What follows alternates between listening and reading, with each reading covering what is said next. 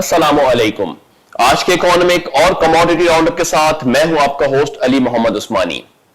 गुज़िश्ता कुछ दिनों से पाकिस्तान की सियासी सरगर्मियों के अंदर तब्दीली आती हुई दिखाई दे रही है। एक जानिब 3 मार्च को सेनेट के इलेक्शन की वजह से काफी हद तक के वो इसके ऊपर बातें की जा रही हैं कि इसके नताइज क्या होंगे। वहीं पर एक जानिब वज़ीर आज़म इमरान खान साहब की जानिब से मुंतखब करदे नुमाइंदा जो डॉक्टर अब्दुल हफीज शेख साहब हैं, उनको भी काफी हद तक के पजीराई मिल रही है। वहीं पर दूसरी जानिब PDM के यूसुफ रजा गिलानी साहब, उनके बारे में भी काफी एक अच्छी राय आ रही है मार्केट्स में। तो ये एक रुझान है जिसकी वजह से ये सेनेट का इलेक्शन है वो बहुत ही ज्यादा इस वक्त इंटरेस्टिंग सूरत हाल इख्तियार करता जा रहा है, जो कि 3 मार्च को होने वाले हैं। इसके नताइज पे देखना होगा किस तरीके से वजीर आज़म इमरान खान साहब की जो इस वक्त हिकमत अमली है वो बुरुए कार लाते हुए किस तरीके से वो अपनी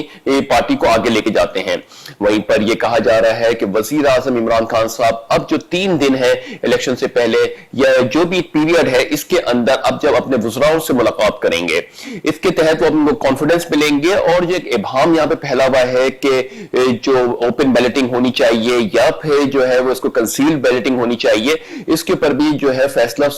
आना है आज की तारीख में। बहरहाल ये तमाम तर सूरत हाल है जो मुल्क की सियासी सूरत हाल को थोड़ा सा सरगर्म रखे हुए हैं। वहीं पर उसी के पेश नजर बात करते चले कि भारत और पाकिस्तान के दरमियान गुज़िश्ता रोज वो लाइन ऑफ कंट्रोल के ऊपर सीज फायर के ऊपर रजामंदी का इजहार करना एक बड़ा खुश आइन अमल है। इस पे वजीर आज़म इमरान खान साहब कहते हैं कि अब वो जिम्मेदारी भारत पे आयद होती है कि वो किस तरीके से इन रवाबित को आगे लेके चले और उसके तहत अमन के जो इस वक्त काम किया जा रहा है, पूरी दुनिया में अमन पे काम किया जा रहा है। खासतौर से इंडिया और पाकिस्तान को बड़ा फोकस किया हुआ है मसला कश्मीर की वजह से। तो इस पे वजीर आज़म इमरान खान साहब का मानना यह है कि अब जो ये लाइन ऑफ कंट्रोल के ऊपर सीज फायर के ऊपर जो मायदे के ऊपर साइन हुए हैं, इसकी पासदारी करना पाकिस्तान की भी जिम्मेदारी है और इंडिया की भी जिम्मेदारी है। पाकिस्तान अपना रोल प्ले कर रहा है, वहीं पर इंडिया अब क्या अपना स्टांस रखता है और किस तरीके से इस अमन के मराहिल को आगे लेके चलता है। बहरहाल ये एक इसको खुश आइन तरीके से देखा जा रहा है कि एक बहुत बड़े लेवल के ऊपर तकरीबन 2 डेकेड्स के बाद पाकिस्तान और इंडिया के दरमियान इस चीज के ऊपर अमल दरामद होना शुरू होता हुआ दिखाई दे रहा है। वहीं पर बात करें तो इंडिया और पाकिस्तान के साथ जो इस वक्त तिजारत के जो जराए हैं उनमें भी ये कहीं कहीं रूमर्स आ रही हैं या कहीं कहीं अफवाहें आ रही हैं कि पाकिस्तान अब वो इंडिया से कॉटन इंपोर्ट कर सकता है या इंडिया के साथ रवाबित बहाल कर सकता है। इस बारे में अभी तक कोई हत्तुल इम्कान फैसला तो गवर्नमेंट ऑफ पाकिस्तान की जानिब से नहीं किया गया है, मगर फिर भी इस पे कयास आराइयां की जा रही हैं। तो जैसे कि पाकिस्तान और इंडिया दोनों एक हमसाय मुमालिक हैं और इन दोनों के दरमियान इस चीज को बड़ा एक पॉजिटिव एंगल से देखा जा रहा है, ना सिर्फ पाकिस्तान में बल्कि आलमी मीडिया के अंदर भी इसको बड़ा एक अच्छी नजर से देखा जा रहा है और इंडिया के अंदर भी कुछ अच्छे इसके सम्राट के ऊपर बात की जा रही है। देखना यह है कि किस तरीके से इन तमाम तर चीजों के ऊपर आगे आने वाले वक्तों में हिकमत अमली तैयार की जाती है, किस तरीके से इंडिया और पाकिस्तान के जो रूट्स हैं या एयर फजाई हदूद है जिनको बंद किया हुआ है, ना ही इंडिया से पाकिस्तान कोई आ सकता है ना ही पाकिस्तान से इंडिया कोई फिलहाल डायरेक्टली जा सकता है। अगर जाना होता है तो दुबई या श्रीलंका का रूट अपनाया जाता है। तो इसको भी क्या बहाल किया जाता है आने वाले दिनों के अंदर, या समझौता एक्सप्रेस ट्रेन की सर्विसेज को भी क्या बहाल किया जाता है। अगर ये नेक्स्ट स्टेप के अंदर ये तमाम तर चीजें होती हैं, जैसे वजीर आज़म इमरान खान साहब मानते हैं कि पाकिस्तान ने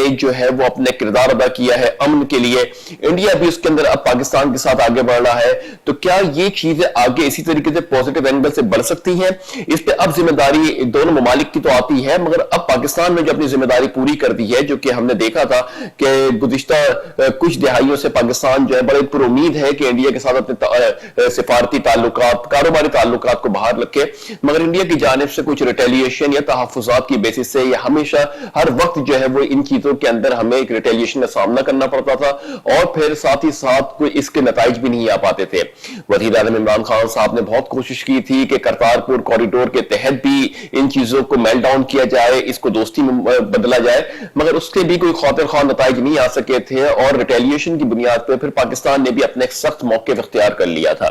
अब करचे इन तमाम तर सूरत हाल के ऊपर एक मुस्बित डेवलपमेंट जरूर आई है, एक उम्मीद की किरण जरूर जागी है और इसको देखना यह है किस तरीके से पाकिस्तान और इंडिया इसको कैपिटलाइज करता है और इसके आगे क्या सम्राट आते हैं। उम्मीद हम अच्छी ही लगाते हैं क्योंकि इंडिया हो, चाइना हो, अफगानिस्तान हो, बांग्लादेश हो, श्रीलंका हो, ये तमाम तर ममालिक हमारे बिल्कुल नेबरिंग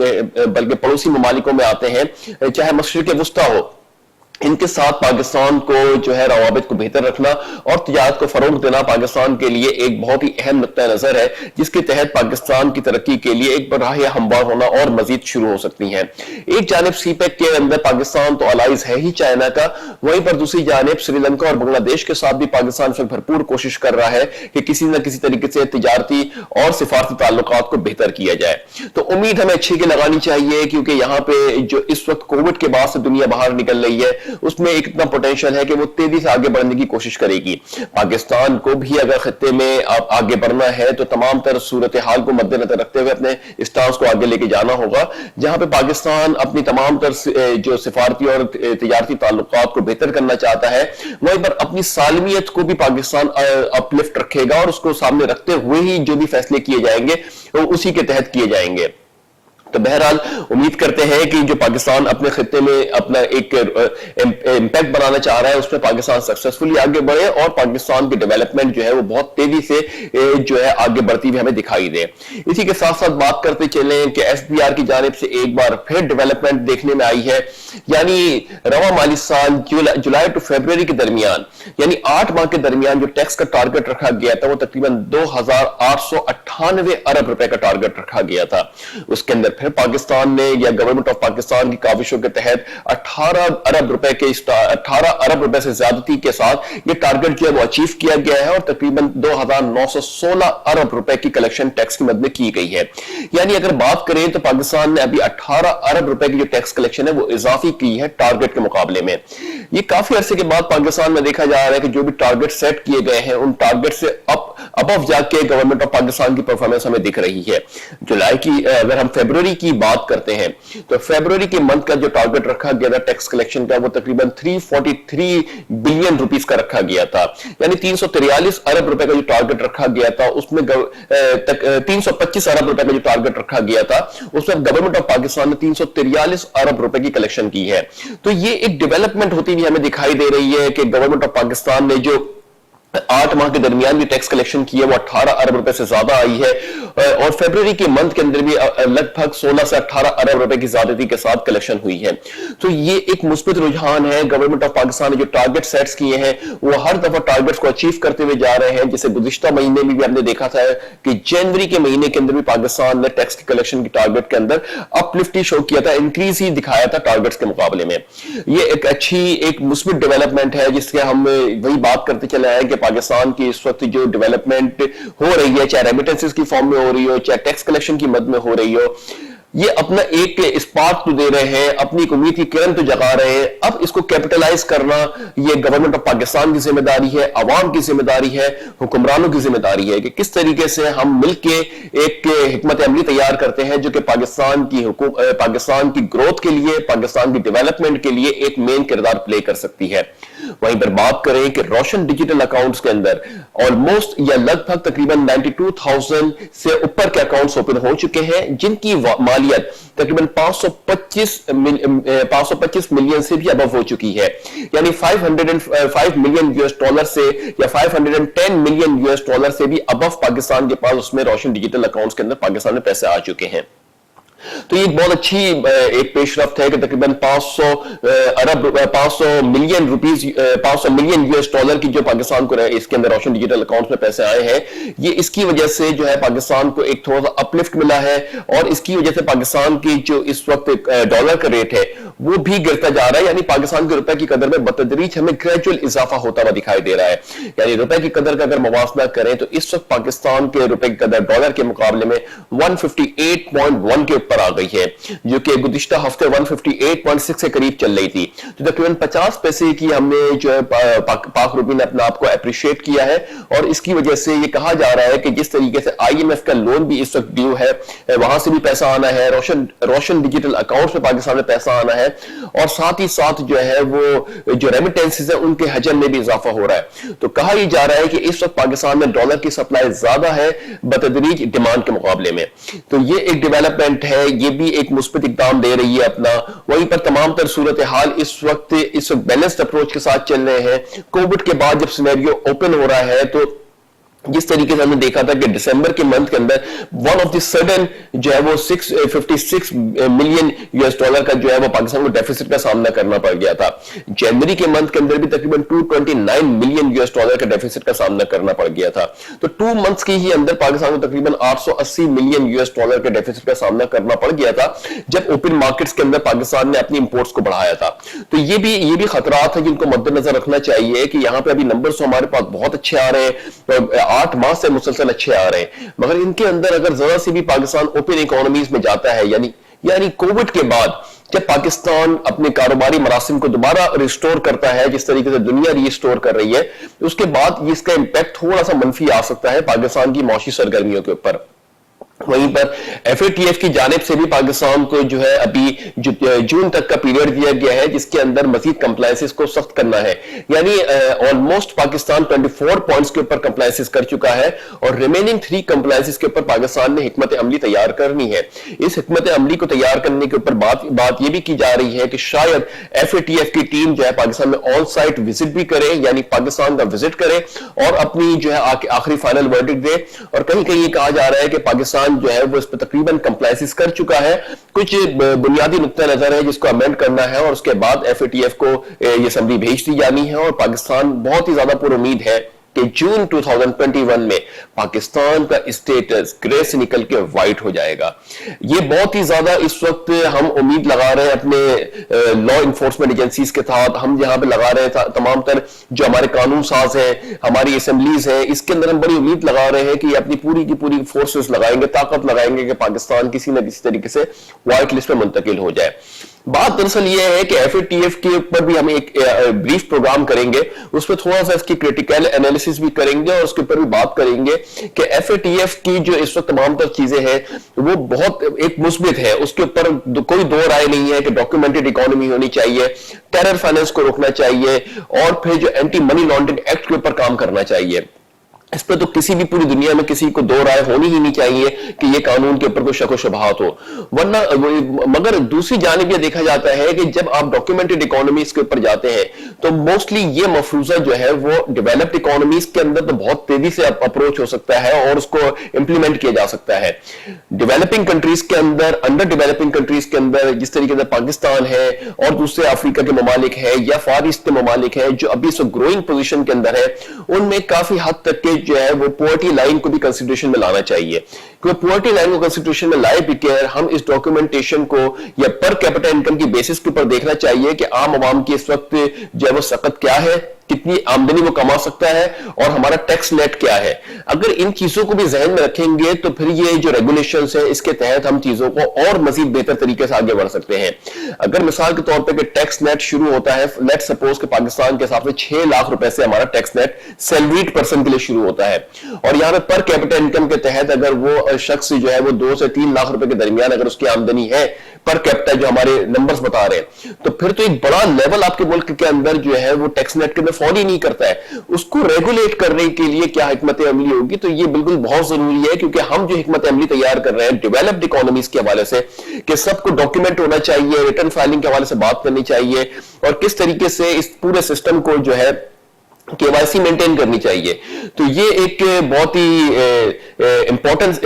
अपडेट्स है या इंपॉर्टेंट जो एक टॉपिक है जिसके ऊपर हम कोशिश करेंगे कि पूरा डिटेल प्रोग्राम करें और इसके ऊपर अपनी राय का इजहार करें। हम चाहते हैं कि पाकिस्तान की डेवलपमेंट के लिए हम अपने चैनल की तवज्जो से जो भी खिदमत अंजाम दे सकते हैं, हमारी नीयत साफ है, हम सिंसियरिटी के साथ बात करते हैं, अपना एनालिसिस देते हैं, तो उम्मीद ये करते हैं कि अगर हमारी राय पसंद आती है या उसके ऊपर कोई आर्गूमेंट होता है, डिबेट्स कर रहा है या डिस्कशन करनी है किसी भी गवर्नमेंट के इदारे को, तो वहां के हमें भी स्टेक होल्डिंग पे ले और ताकि हमारा मोटिव, हमारा डायरेक्शन, हमारा फोकस सेम है कि पाकिस्तान की तरक्की के लिए काम किया जाए। तो ऐसी कोई भी चीज जिसकी वजह से इकोनॉमी डिस्टर्ब हो सकती है या आम लोगों की जिंदगी मुतासिर हो सकती है, तो ये एक बड़ा डिवेस्टेटिंग सिनेरियो होता है कि जब भी कोई पॉलिसी मरतब दी जाए और उस पॉलिसी को इन्फोर्स किया जाए जबरदस्ती एक ऐसे ग्रुप के ऊपर कि जो ग्रुप उसमें फॉलो ही नहीं करता, तो फिर बहुत ही बड़ी रिटेलिएशन हो सकती है। तो इन तमाम तर चीजों को भी फोकस रखना चाहिए। FATF जो है बिल्कुल सही कर रहा है, इसके अंदर के टेरर फाइनेंसिंग को रोकना चाहिए,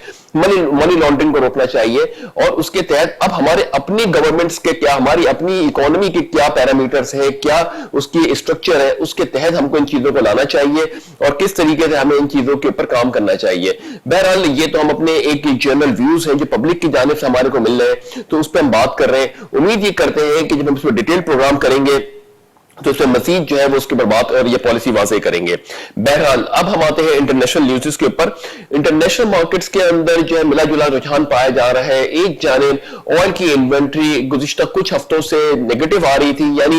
इन्वेंट्री शॉर्ट हो रही थी, मतलब ये कि डिमांड बढ़ रही थी मार्केट्स के अंदर। वहीं पर अभी अमेरिकन पेट्रोलियम इंस्टीट्यूट और एनर्जी इंफॉर्मेशन एडमिनिस्ट्रेशन की जानिब से जो लेटेस्ट अपडेट्स आई है, उन दोनों न्यूज़ के अंदर, ये दोनों अपडेट्स के अंदर ये कहा गया है कि इन्वेंट्री पॉजिटिव में आई है, यानी डिमांड थोड़ी सी जो है वो कम क्रिएट हुई है इस वीक के अंदर। वो उसकी एक बुनियादी वजह ये भी है कि वैसे हमने सप्लाई शॉर्ट की हुई है ओपेक प्लस मेंबरान ने, और ओपेक प्लस मेंबरान की सप्लाई शॉर्ट करने के बावजूद जो है, और साथ ही साथ सऊदी अरब ने मजीद उसके अंदर 1.1 मिलियन बैरल पर डे के हिसाब से प्रोडक्शन को कट किया है, यानी 9.7 मिलियन बैरल पर डे की प्रोडक्शन में 1.1 मिलियन बैरल प्रोडक्शन कट का ऐड करना। फिर वहीं पे अमेरिका के टेक्सास के ऊपर जो 31 रिफाइनरीज है उनके ऊपर भी सर्द मौसम की वजह से प्रोडक्शन का हॉल्ट हो जाना। तो एक ये तो डिमांड बड़ी श्रिंक हुई, सप्लाई श्रिंक हुई, मगर डिमांड उस तेजी से नहीं बढ़ी इस वीक के अंदर। तो कहा जा रहा है कि चाइनीज इकोनॉमी थोड़ी स्लो डाउन हो गई है, इसकी वजह से इसका इंपैक्ट आ रहा है। मगर फिर भी ऑयल मार्केट्स के अंदर एक मुस्बत रुझान की एक बुनियादी वजह यह है कि अमेरिका के अंदर जो स्टिमुलस पैकेज दिया जा रहा है तकरीबन 1.9 ट्रिलियन US का, उसके तहत जो डेवलपमेंट हो रही है, तो बड़ा एक मुस्बत रुझान आ रहा है कि मार्केट जो है वो एक तो कोविड का सिनेरियो काफी हद तक के डिक्लाइनिंग फेज में आ रहा है, और उम्मीद ये करते हैं कि डिक्लाइनिंग फेज में ही रहे। वहीं पर बात करें तो इसका थोड़ा सा कोविड का अपडेट देते हैं कि ब्राजील के अंदर जो है वो थोड़ा सा एक न्यू स्ट्रेन में मुतारिफ हुए कि कोविड के, तो उम्मीद करते हैं कि ये न्यू स्ट्रेन दोबारा बहुत डिवेस्टेटिंग सिनेरियो ना क्रिएट करे। अभी जो है दो तीन हफ्ते लगभग हो गए हैं जबकि पूरी दुनिया के अंदर ट्रेंड नेगेटिव के साइड पे जा रहा है, और वैक्सीनेशन भी स्टार्ट हो गई है मार्केट के अंदर। तो ये तमाम तर सर्कमस्टेंसेस को देखते हुए ये कहा जा रहा है कि ऑयल अपने आप को रिबाउंड कर लेगा। उसी के पेश नजर बात करें तो WTI क्रूड तकरीबन 1.12 US प्लस होने के बाद 62.60 US पर बैरल पे ट्रेड हो रहा है। ब्रेंट तकरीबन 1.17 US प्लस होने के बाद 65.60 US पर बैरल पे ट्रेड हो रहा है। गोल्ड तकरीबन 19.8 US प्लस होने के बाद 1748 US पर आउंस पे ट्रेड हो रहा है। सिल्वर तकरीबन 0.53 US प्लस होने के बाद 26.97 US पर आउंस पे ट्रेड हो रहा है। गोल्ड इस वक्त बहुत तेजी से नीचे आया, जैसे हम देख रहे थे कि 1810 1820 के दरमियान चल रहा था, फिर 1790 तक के अप्रोच किया। गोल्ड बहुत तेजी से नीचे आ रहा है क्योंकि अगर मौसमी सरगर्मियों के अंदर जो है वो कारोबारी जिंदगी बहाल होना शुरू होती है तो गोल्ड जो है वो अपने आप को थोड़ा सा डिक्लाइनिंग फेज में लेके जाता है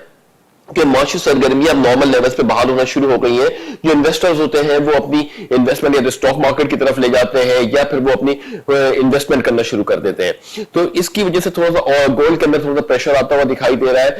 और अगर ये मौसमी सरगर्मियां नॉर्मल बहाल होती हैं तो कहीं कहीं ये भी कहा जा रहा है कि गोल्ड शायद मजीद नीचे आ जाए। मगर ये तमाम तर रूमर्स होती हैं, इन तमाम तर एक एनालिसिस होता है, इसकी प्रेडिक्शंस होती हैं। कुछ भी करना मार्केट के अंदर सोच समझ के किया जाता है कि जिस वक्त मार्केट के सिनेरियोज होते हैं उसकी बेसिस पर डिसीजंस लिए जाते हैं। वहीं पर देखा जाए तो गोल्ड तकरीबन 2080 US से टच करने के बाद आज तकरीबन 250 US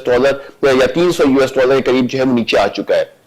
ये भी एक रिस्क फैक्टर इन्वॉल्व है। तो ये एक तमाम तर सूरत हाल है कि चाहे ऑयल मार्केट्स हो चाहे गोल्ड मार्केट्स हो, इसके फैसले जो है वो उस वक्त की प्रेजेंट सिनेरियो, न्यूज़ेस और फ्यूचर आउटकम्स के ऊपर देख के किए जाते हैं। फिर क्योंकि ये कॉन्ट्रैक्ट्स होते हैं और ये कॉन्ट्रैक्ट जो है वो एक्सपायर हो जाते हैं मंथली बेसिस पे, तो जो भी प्रेशर आता है उसको किसी ना किसी तरीके से सेटल करना होता है मंथ के अंदर ही। तो ये कुछ न्यूज़ेस तो अपने इंपैक्ट डालती हैं। न्यूज़ेस के तहत हम सिर्फ बावर कर रहे हैं कि ये एक सिनेरियो क्रिएट हो रहा है। अगर कोई ट्रेडिंग करना चाहता है इसके अंदर तो वो जिस रेट पर ट्रेडिंग करना चाहता है तो उस वक्त वहां पे एनालाइज करे सिचुएशन को, और फिर वहां पे जो इस वक्त सेंटिमेंट्स चल रहे हैं उसके तहत काम किया जाता है। बहरहाल हमारी जो इस वक्त एनालिसिस एनालिसिस है वो ट्रेडिंग ओरिएंटेड नहीं है, या हम ये कहें कि ऑयल ऊपर जाना चाहता है तो कोई यहां पे बाय करके बोले कि हमारी न्यूज के अंदर कहा गया था और ये ऑयल ऊपर जाएगा और वहां से ऑयल नीचे आ जाता है। एक एनालिसिस है, इकोनॉमिक एनालिसिस है। हो सकता है कि मार्केट सेंटीमेंट्स कुछ और हो जाए आधे घंटे के बाद या 1 घंटे के बाद, तो जो भी ट्रेड्स की जाए उसको बड़े जहन में रख के की जाए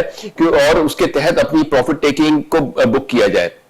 बहरहाल हम तो इकोनॉमिक इंडिकेटर्स की बात करते हैं यहाँ पे कि किस तरीके से गोल्ड नीचे की तरफ मूव हो रहा है और ऑयल ऊपर की तरफ जा रहा है, जबकि ऑयल के अंदर अभी इन्वेंट्री का पॉजिटिव आना इस बात की जमानत है कि अभी इस वक्त डिमांड प्रॉपर तरीके से नहीं बढ़ी है इस वीक के अंदर, तो शायद ऑयल जो है वो थोड़ा करेक्शन फेज में जाए। वहीं पर दूसरी जानिब अमेरिका में स्टिमुलस पैकेज जो दिया जा रहा है उसकी बेसिस पे ये एक्सपेक्ट किया जा रहा है कि जो कारोबारी जिंदगी है वो थोड़ा सा पेस पकड़ेगी और उस पेस पकड़ने की वजह से ऑयल की डिमांड बढ़ेगी। दैट्स व्हाई ऑयल थोड़ा सा अपसाइड मूव कर रहा है। तो तमाम तर न्यूज़ है। अभी हमने डोमेस्टिक न्यूज़ पे भी बात की, इंटरनेशनल न्यूज़ पे भी बात की। उम्मीद ये करते हैं कि जिस तरीके से पाकिस्तान टैक्स कलेक्शन के अंदर प्रोग्रेस कर रहा है, एफएटीएफ के साथ भी गवर्नमेंट ऑफ पाकिस्तान की काविशों के तहत एफएटीएफ में भी प्रोग्रेस की है पाकिस्तान ने। कहां पे 21 पॉइंट के ऊपर पाकिस्तान ने कंप्लायंसेस किए हुए थे, वहीं पर 24 पॉइंट्स के ऊपर कंप्लायंसेस कर चुका है पाकिस्तान। इसी तरीके से देखा जाए तो रेमिटेंसेस में भी इजाफा देखने में आ रहा है। ये तमाम तर सूरत हाल है, मगर जो एक बड़ा एक इशू पाकिस्तान के अंदर है वो ये है कि ये इसको कैपिटलाइज कैसे किया जाए।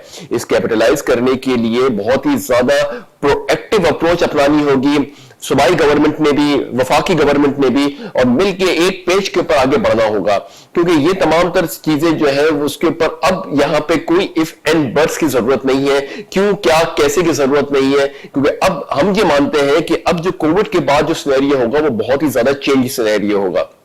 जैसे ही कोविड मार्केट से एंड होगा 1-2 माह के अंदर तो हमें थोड़ी सी चीजें बड़ी स्टेबल दिखेंगी, वरना उसके बाद जो है वो आलमी मार्केट बहुत कोशिश करेगी कि बहुत तेजी से आगे बढ़े। जिस तरीके से हम बात कर रहे हैं कि किस तरीके से इस वक्त 18 फरवरी को जो है मार्स के ऊपर लैंडिंग की गई है, यानी दुनिया अब एक स्टेप आगे जा रही है। किस तरीके से इसके ऊपर भी बहुत से लोगों के तहफ़्फ़ुज़ात हैं कि ये क्या है, क्या मतलब कोई जो पहुंच गया वो तो उसको अच्छा समझ रहा है, जो नहीं पहुंच सका वो उस पर तनकीद भी कर रहा है, मगर इसके ऊपर भी बहुत ही बड़ा एक अलमिया है, बहुत ही बड़ी एक डेवलपमेंट है, रिसर्चेस मौजूद हैं। तो दुनिया अब इस पेस से आगे बढ़ रही है, तो वहीं पर देखा जाए तो हमको भी एक पेस पकड़ना होगा। तो इन जो छोटे छोटे इश्यूज हैं जो कि बिल्कुल बहुत ही ज्यादा अंदर सरायत कर गए हैं, जिसमें हम बात करते हैं करप्शन की बात करते हैं,